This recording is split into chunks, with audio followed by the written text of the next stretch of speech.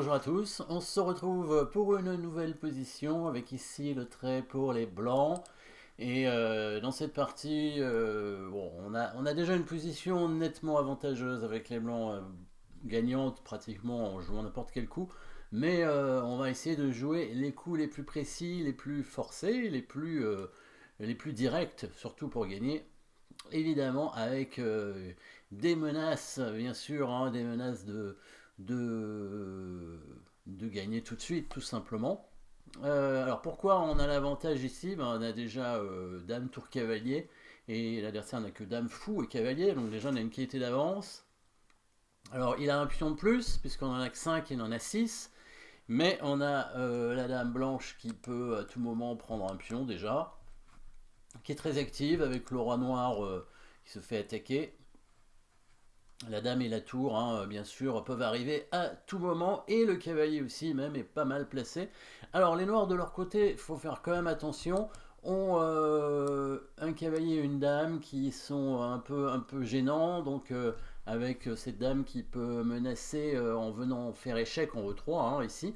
Bah, déjà de prendre ce cavalier dans un premier temps, et si jamais le cavalier a bougé, éventuellement prendre ce pion, voire venir en G3 après pour mener ses mates. Donc il faut quand même faire attention, évidemment, avec les blancs, hein, mais la position est gagnante. Par exemple, on pourrait, si le roi noir n'était pas aussi faible, s'il était bien protégé, peut-être dans un coin en A7 par exemple ici, protégé par des pions, la dame blanche pourrait simplement revenir pour proposer un échange et éviter le contre-jeu des noirs. Mais ici, on va chercher des coups forcés. On va chercher surtout une combinaison d'attaque sur le roi noir. Le roi noir est très faible et il y a de quoi faire échec et mat assez rapidement normalement. En tout cas, menacer mat et forcer les noirs à peut-être rendre encore plus de matériel, ce qui va faire beaucoup pour eux. Et donc ici, on a des échecs, bien entendu. Alors, plusieurs échecs avec la dame. Donner la dame pour l'instant ne semble pas efficace. Deux échecs possibles, F8 ou G8. F8, ça attaquerait le pion en même temps. Du coup, le roi viendrait en D7. Et on peut pas vraiment monter la tour parce qu'il y a quand même le roi, hein, qui se fait attaquer avec dame 1 échec, hein. Attention, la première rangée quand même. C'est ça, le cavalier noir ici contrôle les deux cases du roi blanc. Si le cavalier n'était pas là, on pourrait faire ce qu'on veut, mais là on peut pas faire ce qu'on veut. Donc on va pas utiliser la tour tout de suite.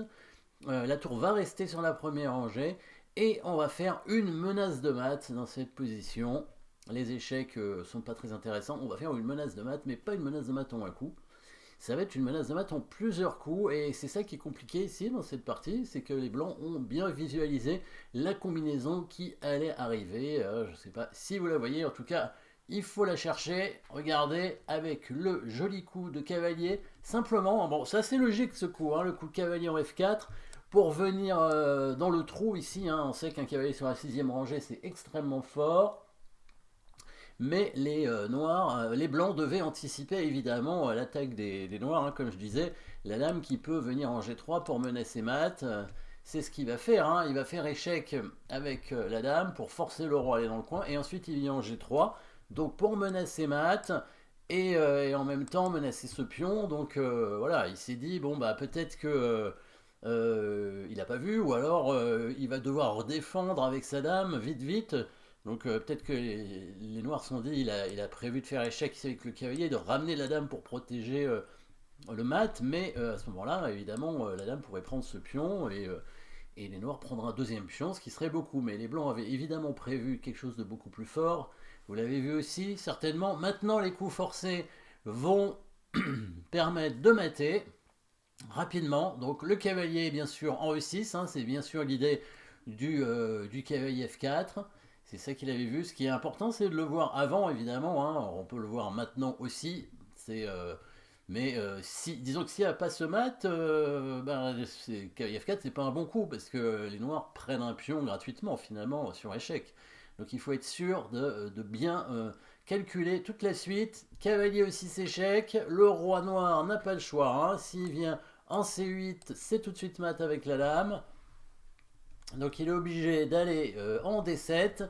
Et là, coup forcé, bien entendu, l'attraction qui permet de mater avec ce cavalier. Et c'est la tour qui va mater finalement avec, donc, vous l'avez vu certainement, le sacrifice de dame. Attraction ici pour forcer le roi. Le roi n'a pas le choix, obligé de prendre. Et c'est la tour qui arrive pour faire échec, protégé par le cavalier.